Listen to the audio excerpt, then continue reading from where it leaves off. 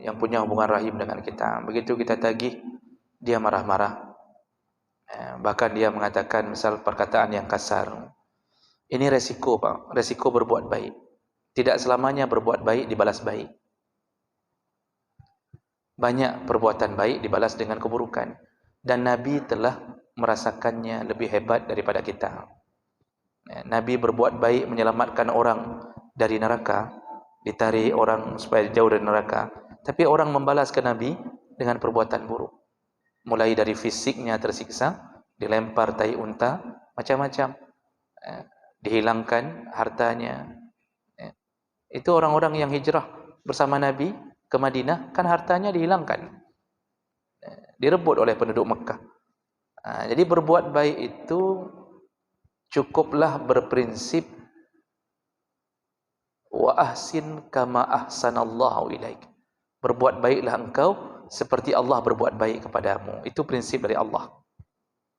Apa maksudnya? Allah berbuat baik kepada kita, tidak pernah mengharapkan balasan kebaikan dari kita. Kalau kita bisa sampai ke situ, maka apapun rasa sakit yang kita terima, enggak dibayar hutang, kita tagih dia marah-marah, kita tetap dapat pahala sempurna dari kebaikan kita. Kita di Allah berbuat baik kepada kita, kita tidak mampu membalas kebaikan Allah. Bahkan banyak yang berkhianat kepada Allah. Tapi Allah tetap menurunkan kebaikan untuknya. Ini salah satu prinsip. Kalau bisa kita ambil setengah, ambil setengah. Enggak bisa seperempat dari sifat Allah ini pun bisa kita ambil. Jadi kalau sudah memberi hutang, kita tagih, itu baik. Jadi jangan mengira menagih hutang itu buruk. Menagih hutang itu baik, karena membebaskan orang dari api neraka. Rupanya tidak dibayar. Di saat tidak dibayar, Bapak boleh beri dua pilihan. Kalau tipe orang itu memang tidak rencana bayar, jahat, melarikan diri, enggak ada rencana bayar, maka tidak usah maafkan. Enggak usah maafkan. Jadi cukup katakan kepadanya, baik, kalau engkau tidak ada rencana bayar, malah kita dicacinya. Cukup katakan, kita nanti bertemu di pengadilan Allah di akhirat. Enggak usah maafkan itu. Yang model-model tipe memang melarikan diri, enggak ada rencana bayar. Nanti ambil di akhirat. Pasti dapat. Pasti dapat. Karena ada hadis Nabi, sebelum dihisab seseorang, walaupun banyak kebaikan, maka datang orang mengadu kepada Allah. Artinya ada yang dirugikan darahnya, ada yang dirugikan hartanya, itu ambil balik semuanya. Maka orang itu menjadi bangkrut atau muflis di hari kiamat. Salah satu yang mengambil hutang adalah kita, ambil di akhirat. Itu kalau berhadapan dengan orang jahat. Tapi kalau berhadapan dengan orang baik, dia mau bayar hutang, tapi memang enggak ada uang untuk bayar hutang. Dan dia datang melapor selalu, lelaki maaf, hanapeng lung. Kalau ada selalu akan dia memang enggak ada rencana melarikan diri. Nah, dengan orang yang begini, yang Allah tadi katakan, wa in kana zu usratin fanadhiratun ila maisarah. Kalau engkau melihat orang kesulitan bayar hutang, berikanlah dia maisarah. Berikanlah dia kemudahan. Ya sudah, kapan ada aja nanti. Kapan ada. Nah, begitu. Oh, mau lebih baik lagi? Maafkan hutang itu. Namun kalau sudah memaafkan hutang, itu bebas. Darinya bebas, dari ahli warisnya bebas. Kita maafkan hutang kalau pemaaf. Kadang-kadang kita bilang sama istrinya, hutang sama fulan sudah saya maafkan. Tapi begitu ahli warisnya mengantarkan hutang itu, lalu kita mengatakan, sebenarnya sudah saya maafkan. Cuma karena udah ada kayak gini ya, saya terimalah, apa boleh buat. Itu berarti belum maafkan. Yang namanya maafkan, diantar balik uang itu, jangan terima lagi. Sudah saya maafkan, ambillah, sudah saya sedekahkan. Itu baru surga Allah. Yang model-model maafkan, tapi waktu diintak cok sih, yang kan pemaaf ya, nampak. Itu bukan maaf itu. Itu basa-basi saja itu. Basa-basi maaf itu. Jadi, hadapi orang dengan model dua begini, Pak. Ya, kalau kira-kira saudara sendiri pun jahat, urusan di akhirat saja nanti. WA saja, kirimkan WA, saya ambil di akhirat. Enggak bayar di dunia, saya ambil di akhirat. Kira-kira begitu.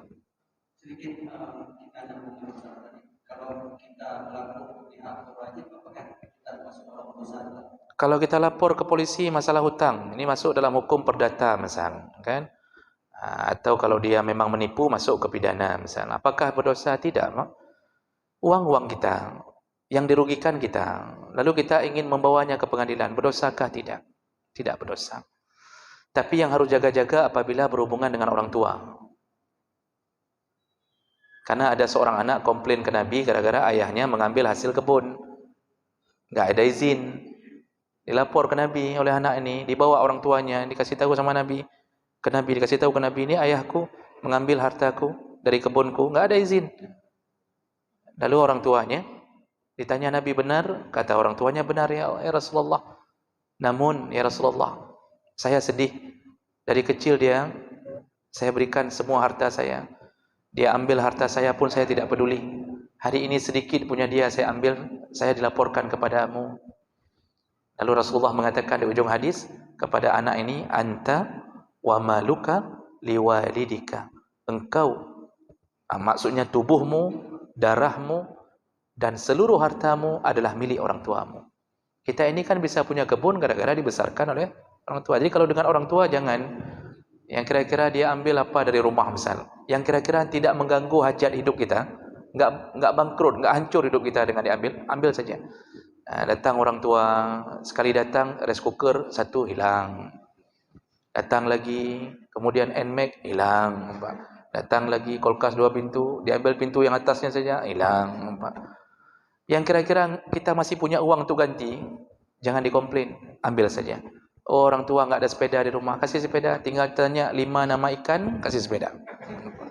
Ya. Kalau dengan orang tua, selama enggak mengganggu sekali, tidak mengapa, Pak. Nanti orang tua kadang-kadang tinggal di kampung, lihat, begitu sampai ke rumah kita, dilihat kita ada dispenser, ditanya, nyo kelong je. Itu sebelum dia jawab, sebelum kita sempat mikir, langsung jawab je, po je. Cuma 300.000. Kita dihidupkan sampai 300 juta oleh mereka. Maka dengan orang tua, biarkan, ambil. Kecuali dia minta yang aneh-aneh, yang menghancurkan hidup kita. Contohnya rumahnya kelong je, kata dia. Dia datang ke rumah kita, dia minta rumah ini untuk dia, boleh. Ini boleh dipertimbangkan yang begitu. Jangan sampai bercerai dengan istri gara-gara urusan begitu. Jadi yang kecil-kecil bawa pulang saja, radio, sepatu, nempuh je. Nempuh je. Nanti masalah ribut dengan istri urusan belakangan itu. Nah, mertua datang juga begitu. Sama, Pak. Mertua minta ini, minta itu, kasih, Pak. Kalau enggak kasih, jangan rebut anaknya. Karena dia membesarkan anaknya sampai 300 juta. Tiba-tiba kita hanya dengan modal cinta, hanya dengan modal I love you, kita rebut anaknya tanpa memberikan modal sedikit pun. Paling modal kita cuma 15 manyam. Yang besarkan dia, orang tuanya. Yang masukkan dia ke dokteran, orang tuanya. Yang sampai, yang sogok juga di orang tuanya. Kan begitu, Pak. Makanya dengan mertua pun harus baik. Itu harus mikir sampai ke situ, Pak. Jadi jangan lapor ke polisi kalau berhubungan dengan orang tua. Dengan selain itu, lapor juga deh. Polisi lapor juga. Baik, terakhir, Pak. Masih ada waktu 2 menit terakhir sebelum pukul 5.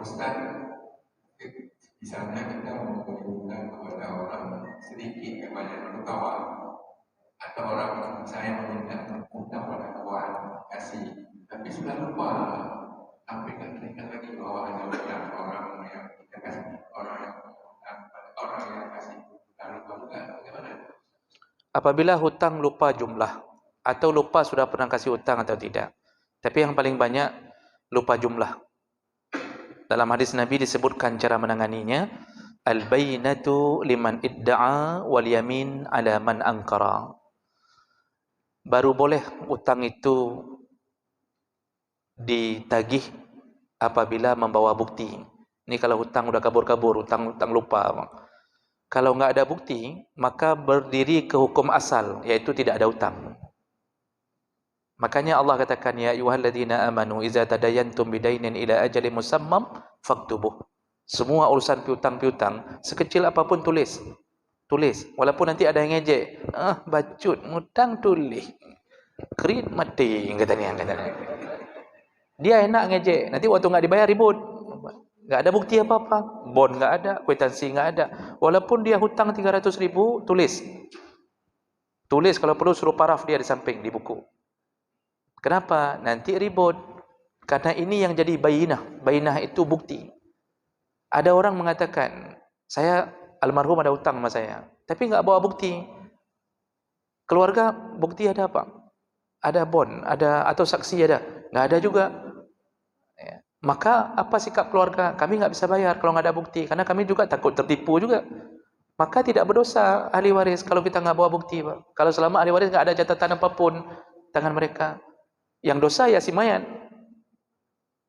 Si mayat tanggung itu. Ahli waris nggak dosa selama nggak ada bukti. Nah, makanya menyelesaikan masalah itu perlu bukti. Segala sesuatu tulis. Nah, oh rupanya bukti ada, nggak dibayar juga. Rasulullah mengatakan wal yamin ala man angkar. Kalau sudah betul ada bukti nggak dibayar juga, maka sumpahlah menjadi bukti kita.